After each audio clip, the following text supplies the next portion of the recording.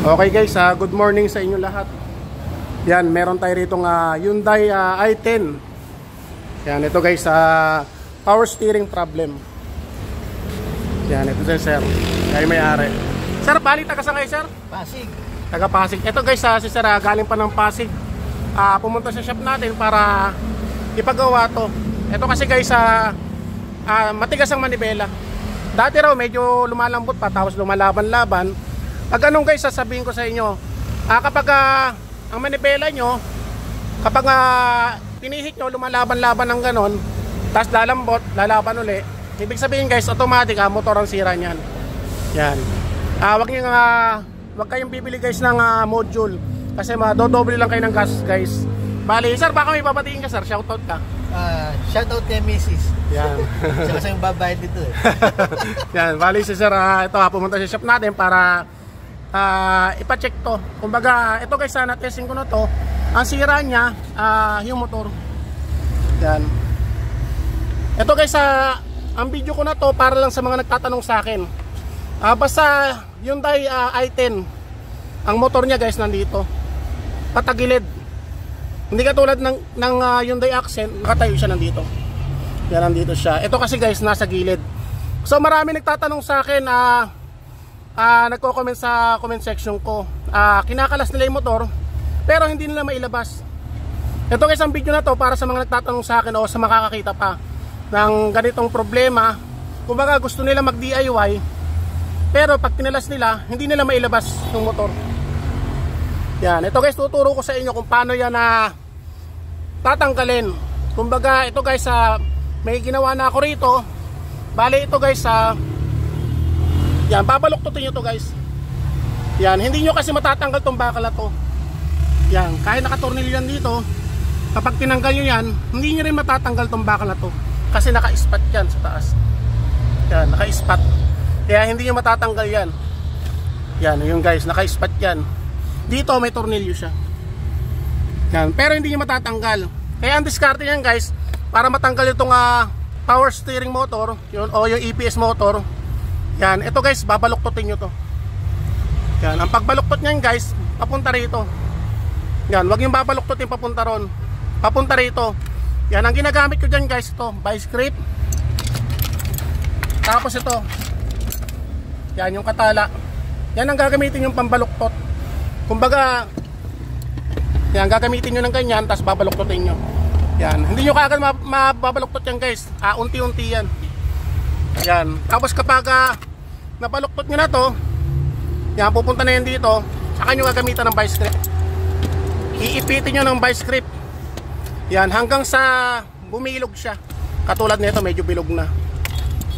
Yan, ngayon guys, kapag nabaluktot nyo na yan, naibilog nyo na ng konti, may ilalabas nyo na yan. Yan, tingnan nyo guys yan, nailabas na. Ito na yung motor nya guys. Yan, ito yung re-repair natin. Bale, ito guys yung sinasabi ko. Yan. Ito, dati siyang pantay hanggang dito. Ngayon binaluktot ko para lumusot yung motor. Yan. Bale, ito guys yung ano niya, yung motor niya. And guys, sa mga nagtatanong sa akin, ganun lang gawin nyo sa makakapanood guys. Yan, gaya na sinasabi ko, babaluktutin nyo lang to. Pepersahin nyo. Huwag kayo matakot guys, kasi talagang yan ang paraan para mailabas yung motor nya. Bale, ito guys, re-repair na namin to. Bale, hindi ko na ipapakita to guys kung paano to repairin, kasi sa totoo lang guys, napakarami ko ng video nito. Yan, kaya si sir napunta rito sa shop ko. Yan, dahil sa napanood niya ako. Yan. Bale, bubuksan ko to guys, pakita ko mamaya guys kung ano nagiging sira dito. Pero hindi ko na ipapakita guys ng step by step, kasi meron akong video niyan. Punta lang kayo guys sa YouTube channel ko, yan, GN Paladin. Yan, YouTube channel. Yan, marami kayo matututunan doon guys. Huwag lang sa kalokohan. Bale, ito guys, nabuksan na namin yung EPS motor. Yan, ito guys yung bumibigay dyan. Yan, ito, stock up. Yan, tapos ito. Yan, depende guys sa kanya kung alin ang mag-i-stock dyan. Yan, katulad na ito. Yan, okay naman siya. Yan. Ito guys, stock up. Kumbaga pumasok na sa loob. Yan. Yan. Kumbaga, naiiwan siya.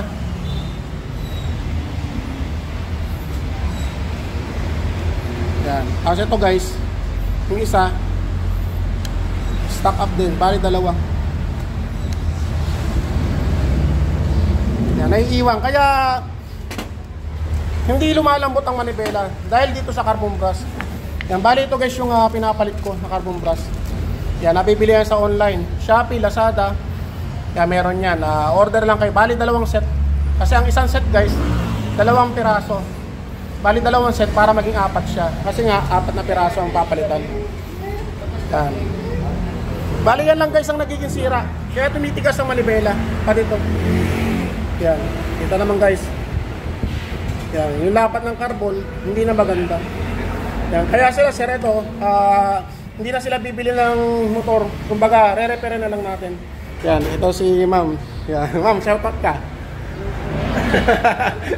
Yan si Sir Imali. Tapos ito guys, gumagawa pa kami ng Montero. Yan, solenoid naman ang sira niya. Yan, ito guys, hindi na rin bibili yung may-ari. Kasi nga, re-repair natin yan. Binubuksan na ng gwapo kong pamangkin. Yan, balik ka na lang guys. Ito, meron naman ako guys na itong full video.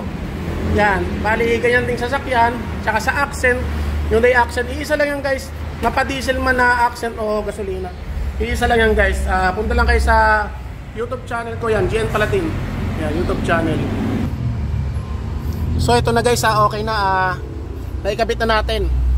Yan, yung EPS motor o electronic power steering motor.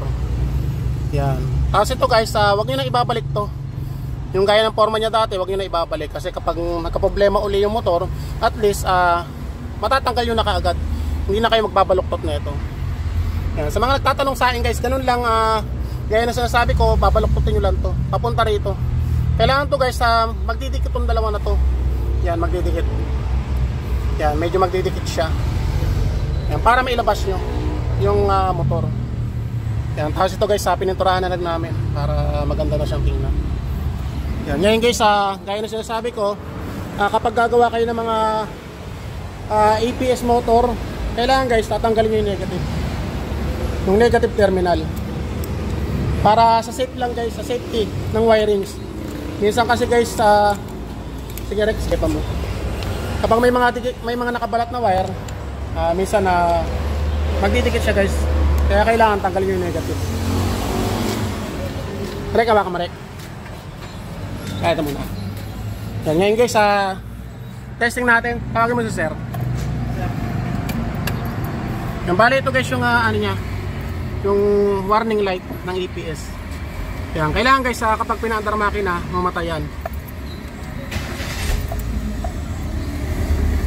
Yan, namatay guys. Bawa Marek. Ngayon guys, titesting natin.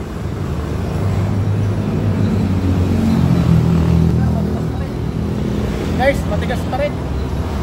Parang mapapahiya ang GN Palatin Matigas. Power steering pa rin Sir, kayo nga mag-testing. Oh? Ayos pa din? Ayos. The best. Yan guys, niloloko ko lang si Sir, pinaprank ko lang. Kasi sa totoo lang guys, lahat ng mga nagpunta sa akin, pagdating sa mga EPS na problema, yan talagang problem solve tayo. Yan, kaya na sinasabi ko guys, motor muna, wag muna kayo bibili ng module. Yan guys, testing natin. Sandali rin.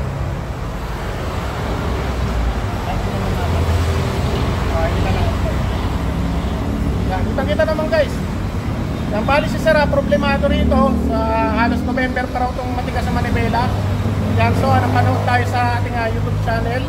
Yan, kung paano mag-repair nito. Kaya lang, siyempre, si Sir hindi marunong mag-DIY kasi gaya na sinasabi ko guys, minsan ang pag-DIY nakakasama rin. Lalo kayong gagastos.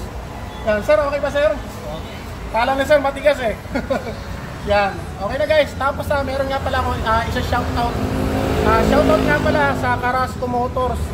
Yan, especially kay Sir Nelson Carrasco, kay Ma'am Pemia Carrasco. Kung meron kayong mga problema sa mga sasakyan nyo, pagdating sa mga, lalo na mga computer box guys, punta lang kayo guys sa Carrasco Motors. Doon yun guys sa barangay San Francisco. Dito rin guys yan sa Binyan, Laguna. Yan, Sir Nelson Carrasco, shoutout po sa inyo. Yan, napakagaling na ano yan, mekaniko. Pati sa mga diagnostic, talagang marunong yan.